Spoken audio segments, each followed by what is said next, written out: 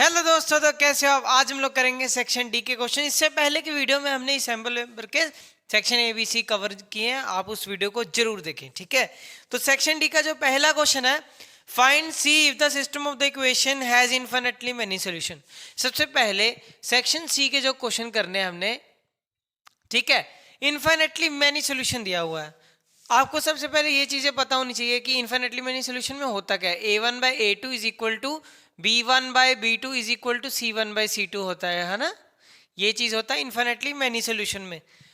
और a1/a2 is not equal to b1/2 ये आपका यूनिक सोल्यूशन में होता है। और अगर ये वाला नॉट इक्वल टू फिर वो नो सोल्यूशन हो जाता है। तो इसका बेसिक फंडामेंटल पता होना चाहिए।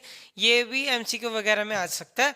तो हमारा जो क्वेश्चन है पहले वो देखते हैं। हमारा क्वेश्चन है cx plus 3y plus 3 minus c, 3 minus c is equal to 0 दिया हुआ है, ठीक है। और दूसरा है 12x प्लस सी वाई माइनस का c इज इक्वल टू 0। अब इनफाइनेटली मैनी सोल्यूशन है। आप a1/a2 आपको पता है कि a1 क्या होता है, ये x के कॉफिशिएंट होता है।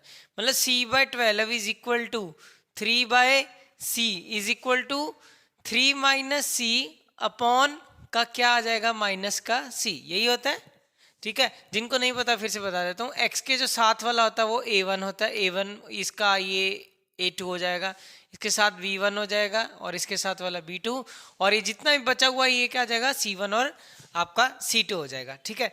तो पहले दो इक्वेशन से हम c का वैल्यू निकालेंगे। तो c/12 is equal to 3/c, that means क्या हो गया, c का square is equal to 36, c का square is equal to 36, c का वैल्यू क्या आ जाएगा, √36 का क्या आ जाएगा आंसर 6। और ये 6 के साथ अकेला देखो, सबसे पहली बात, रूट के साथ हमेशा क्या आता है, प्लस और माइनस भी अपने साथ लेके आता है। जैसे खुशी और गम आता है वैसे स्क्वायर के साथ प्लस और माइनस आ जाता है। आगे देखते हैं हम लोग। अब आप नेक्स्ट कोई भी दो उठा सकते हो। जैसे मैंने 3c is equal to 3 minus C, और देखो c माइनस में तो रहता नहीं है, ये ऑटोमेटिकली ऊपर ट्रांसफर हो जाएगा, यहाँ पे आ जाएगा। तो ये क्या आ जाएगा 3c, ठीक है। तो आपका ये c किससे मल्टीप्लाई करोगे, माइनस का 3c हो जाएगा, ठीक है। ये c भी आ रहा है ना इधर, ठीक है। तो ये माइनस माइनस प्लस हो जाएगा और ये c का स्क्वायर हो जाएगा हमारा। क्लियर है सभी को। वैसे तो आप ऐसा भी कर सकते हो, ये भी नहीं करना तो ये c से c कट, वैसे तो c कॉमन आगे दिखा देता हूँ, वो कॉमन आ जाएगा c -3 और ये आपका हो जाएगा प्लस का c, और ये आपका c के साथ c कैंसिल हो जा रहा है। क्लियर है। तो आपका ये माइनस का 3 उधर चला जाएगा, फिर ये 6 इज इक्वल टू सी, सी का वैल्यू क्या आ जा रहा है 6। आप ऐसा भी कट कर सकते हो, यहाँ से डायरेक्ट कट के ये स्टेप पे आप सीधा आ जाओगे, ठीक है। बात एक ही चीज बन जाता है। क्लियर है सभी को। वैसे तो ये क्वेश्चन इजी था बहुत, ठीक है। On at any point of फिर से बोलते हैं कि लिखा क्या हुआ, prove the tangent drawn at any point of a circle perpendicular to the radius through the point of contact. ये थ्योरम है ये आपकी। अब थ्योरम को प्रूव करने के लिए एक सर्कल ड्रॉ किया हम लोगों ने पहले, और यहाँ पे एक टेंजेंट लाइन ड्रॉ किया। आप सभी को पता है टेंजेंट क्या होता है। टेंजेंट की डेफिनेशन क्या है, जो कि एक सर्कल को बाहर से टच करके जाए एक पॉइंट के ऊपर, उसको क्या बोलते हैं, टेंजेंट बोलते हैं। और हमें पता है सर्कल किसका बना हुआ है, इनफिनिट नंबर ऑफ टेंजेंट्स का बना हुआ है। क्लियर है। चलो देखते हैं फिर। तो अगर आप यहां से एक देखो, हमें प्रूव करना है कि रेडियस हमेशा टेंजेंट के साथ 90 डिग्री बनाता है। इसको करने से पहले मैं आपसे 2-3 सवाल पूछना चाहता हूं कि अगर आपके पास ये दो लाइन है और यहाँ पे मैंने एक लाइन लगाई, ये लगाई, ये लगाई, 1 2 3, सबसे छोटी लाइन कौन सी होगी, सबसे छोटी लाइन वही होगी जो परपेंडिकुलर होगी, है ना। जो परपेंडिकुलर होगी वही सबसे क्या होगी, छोटी लाइन होगी। क्योंकि हमें पता है जो परपेंडिकुलर डिस्टेंस है वही सबसे शॉर्टेस्ट डिस्टेंस होता है बिटवीन 2 पॉइंट्स। क्लियर है। इस थ्योरम को प्रूव करने के लिए यहाँ पे पॉइंट हमने कर लिया A, ठीक है। यहाँ पे पॉइंट कर लिया हमने O, और यहाँ से एक पॉइंट आ गया हमारा, एक मैंने यहाँ पे पॉइंट ले लिया D, ठीक है। हमने मान लिया, लेट कर लिया कि OD इज परपेंडिकुलर टू, यहाँ पे PQ लिख लेते हैं, ठीक है। हमें क्या प्रूफ करना है कि radius is perpendicular to tangent proof करना है।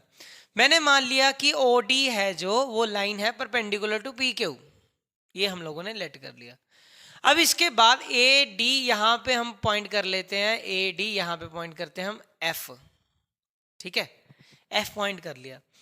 अब देखने में पता लग रहा है कि जो ओडी है वो ओडी किससे बना है, ओडी हमारा किससे बना है, O F plus F D से बना है, मैंने लिख दिया F D plus O F से मिलके ये चीज बना है। और हमें पता है कि ओ डी ओ ए और ओ एफ क्या है, रेडियस ऑफ सेम सर्कल, ओ ए और ओ एफ ये क्या है, रेडियस ऑफ सेम सर्कल है ना, रेडियस ऑफ सेम सर्कल, ठीक है, ये रेडियस ऑफ सेम सर्कल है। और हमें देखने में पता लग रहा है कि ओ ए और ओ डी में कौन सी चीज बड़ी है, ओ ए और ओ डी में ओ डी बड़ी है। और हमें दूसरी चीज ये भी पता है कि शॉर्टेस्ट डिस्टेंस ही हमेशा क्या होता है, परपेंडिकुलर। मतलब जो हमने माना वो गलत मान लिया कि O let O D perpendicular to O Q माना, O D perpendicular to O Q, ये गलत है। क्यों गलत है, क्योंकि ये तो लॉन्गेस्ट हो गया, तो लॉन्गेस्ट हम ले नहीं सकते। तो ओ ए is the shortest distance, is the shortest distance as compared to OD जो हमने अलग पॉइंट माना, ठीक है। and we know that shortest distance is, हमें ये भी पता है कि shortest distance क्या होता है राजे, परपेंडिकुलर, क्या होता है, परपेंडिकुलर। तो ऑटोमेटिकली क्या हो जाएगा, ओ ए है जो वो परपेंडिकुलर हो जाएगा किस लाइन के, पी क्यू के, ठीक है। तो ये हो गया हमारा क्वेश्चन। इससे ये भी प्रूफ होगा कि radius is always perpendicular to tangent through the point of contact. Clear है सभी को। अब करते हैं हम लोग next question. Angle of elevation of an aeroplane from a point on the ground is 60 degree, ठीक है। देखो इस क्वेश्चन को करने का जो तरीका है, सबसे पहले आपको ये पता होना चाहिए एंगल ऑफ एलिवेशन क्या होता है, डिप्रेशन क्या होता है। आप सभी को शायद पता भी होगा कि एंगल ऑफ एलिवेशन क्या है, जो आपका लाइन ऑफ साइट अगर उसे ऊपर देखा जाएगा तो एंगल ऑफ एलिवेशन बनेगा। मतलब जो ऑब्जर्वर है, ऑब्जर्वर नीचे होगा और जिस चीज को देख रहा होगा वो ऊपर, एक बेसिक कॉन्सेप्ट है। और अगर कोई ऑब्जर्वर ऊपर है और किसी चीज को देख रहा है नीचे को, वो एंगल ऑफ डिप्रेशन होगा। तो ये शायद आपको पता ही होगा। The angle of elevation of a aeroplane from a point on the ground is 60 degree. एक पॉइंट है ग्राउंड के ऊपर, the angle of elevation of an aeroplane, मान लो ये एरोप्लेन है। देखो हम पॉइंट ऑब्जेक्ट ही दिखाते हैं, कोई इसको विजुलाइज करके नहीं दिखाएंगे क्योंकि ज्योमेट्री में थोड़ा सा डिफरेंस कई बार आ जाता है, बच्चे समझ नहीं पाते, ठीक है। और उसका एंगल ऑफ एलिवेशन कितना दिया हुआ है एरोप्लेन का, वो दिया हुआ है 60 डिग्री। कितना दिया हुआ है, 60 डिग्री दिया हुआ है। After a flight of 30 seconds, the angle of elevation become 30 degree. Angle of elevation after flight, पहले यहाँ था फिर यहाँ पे उड़ के आ गया, और यहाँ पे जब उड़ के आया the angle of elevation changes to कितना राजे, कितना, 30 डिग्री। 30 डिग्री है, यस 30 डिग्री है। और ये फ्लाइट का जो टाइम है यहाँ से यहाँ तक का कितने सेकंड का है, 30 सेकंड। कितने सेकंड, 30 सेकंड का जो टाइम है आपके पास, ठीक है। और एरोप्लेन की जो फ्लाइंग है वो हाइट कर रहा है, aeroplane is flying at a constant height of 3000 root 3, 3000 root 3, 3000 root 3, 3000 root 3। ये पॉइंट हो जाएगा आपका ए बी सी डी, और ये पॉइंट हो गया आपका ई, ठीक है। अब टाइम दिया हुआ है आपको 30 सेकंड, ठीक है। और हमें फाइंड करना distance, find the speed of the plane. देखो टाइम दिया हुआ तुम्हें 30 सेकंड, स्पीड निकालना है, डिस्टेंस पता हो जाएगा तो काम बन जाएगा। मतलब अगर आपके पास ये x डिस्टेंस आ जाए तो काम हो जाएगा। तो इसको भी x मान लेते हैं, अगर ये x है तो ये y हो गया। क्लियर है ना। तो देखोगे ध्यान से, पहले एक ट्रायंगल उठाएंगे ए बी, ये देखो ए बी ई दिखा ट्रायंगल, ऐसे दिख गया सभी को A B triangle. A B triangle को एक बार एनालाइज करना है, दूसरी बार हम लोगों को एनालाइज करना है ए सी डी, ए सी डी ट्रायंगल को एनालाइज करना है। अब ए सी डी ट्रायंगल ये रहा, ठीक है। ए बी ई ट्रायंगल में क्या है, ए बी ई ट्रायंगल में क्या है, tan of the angle 60 degree, tan of the angle 60। सामने वाला परपेंडिकुलर दिखेगा आपको 3000 रूट 3, ठीक है, अपॉन हमारा पास क्या है y है। tan 60 की वैल्यू आप सभी को पता होनी चाहिए, रूट 3 होती है। 3000 रूट 3 अपॉन y। अब ये इसके साथ कैंसिल हो जाता है तो y का वैल्यू क्रॉस मल्टीप्लाई करने पे 3000 मिलेगा आपको। y का वैल्यू क्या मिल जाएगा हमें 3000। अब ट्रायंगल ACD की बात करोगे अगर ACD ये रहा तो tan of the angle 30 degree, tan of the angle 30 degree, सामने वाला परपेंडिकुलर कितना है 3000 रूट 3 अपॉन ये पूरा क्या है x plus y, x plus y. tan 30 का वैल्यू क्या गया 1 by root 3, 3000 root 3 x plus y. अब क्रॉस मल्टीप्लाई कर दोगे, क्रॉस मल्टीप्लाई करोगे तो x प्लस वाई क्या हो जाएगा 3000 इंटू रूट 3 हो जाएगा, 3000 इंटू रूट 3 मतलब 9000। x प्लस वाई का वैल्यू क्या आ गया हमारे पास 9000। मल्टीप्लाई करोगे ना, और x का वैल्यू कितना है 3000 है हमारे पास, नहीं y का वैल्यू है हमारे पास 3000। x का तो वैल्यू निकालना है, y का वैल्यू हमारे पास कितना है 3000, 9000, और x की वैल्यू कितनी आ गई 6000 आ गई। x की वैल्यू हमारे पास 6000 आ गई। डिस्टेंस का फॉर्मूला हमारे पास स्पीड इनटू टाइम, लगाओगे काम खत्म। इसका डिस्टेंस कितना मीटर में होगा है ना, 6000 मीटर आया मतलब 6 किलोमीटर आ गया। अगर आप किलोमीटर पर आवर में निकालना चाहते हो वो भी हो जाएगा, ठीक है। मीटर पर सेकंड में निकालना चाहते हो वो भी निकल जाएगा। डिस्टेंस स्पीड इनटू टाइम हो जाएगा, पर इसने कोई कहीं पे मेंशन नहीं किया कि आपको मीटर पर सेकंड में निकालना है या किलोमीटर पर आवर में, तो एज इट इज चला देते हैं। डिस्टेंस का फॉर्मूला 6000 मीटर हो गया आपका डिस्टेंस। स्पीड है हमारे पास, फाइंड करनी है, टाइम क्या है 30 सेकेंड, ठीक है। तो ये इसके नीचे आ जाएगा, 10 से 10 कैंसिल हो जाएगा, तो स्पीड क्या आ गई आपकी, स्पीड आ गई इसकी 200 मीटर पर सेकेंड। 1 सेकंड में ये 200 मीटर आगे को चलेगा प्लेन, ठीक है। तो ये था आपके सामने ये क्वेश्चन आ सकता है फाइनल में। अगर ये नहीं दिखा तो कुछ और, मतलब बैलून उड़ा देगा इसकी जगह, एरोप्लेन की जगह, क्योंकि बैलून वाला तो क्वेश्चन है ही ना हमारे पास एनसीईआरटी में, तो यहाँ पे एरोप्लेन उड़ा दिया, तो ये क्वेश्चन इंपॉर्टेंट बनते हैं, ठीक है। तो इन क्वेश्चन को बहुत ध्यान से आप लोगों को करना है। क्लियर है? अब करते हैं हम लोग नेक्स्ट क्वेश्चन। अगला क्वेश्चन हम लोग एनसीईआरटी से ले रहे हैं, क्योंकि स्टैंडर्ड हो चाहे बेसिक हो, ये क्वेश्चन बहुत इंपॉर्टेंट है और इसके आने के चांसेस हैं। Water in a canal 6 metre wide 1.5 metre deep. एक कैनाल है वो इस तरह चल रही है, ठीक है, और उसकी जो चौड़ाई है वो 6 मीटर है, ठीक है, 6 मीटर उसकी चौड़ाई है, और वो 1.5 मीटर डीप है, अंदर को 1.5 उसकी गहराई 1.5 मीटर है। Is flowing with a speed of 10 kilometre per hour. अब मेरी बात सुनो, जो वाटर है, वाटर की length with respect to time measure की जाती है। क्यों मेजर की जाती है?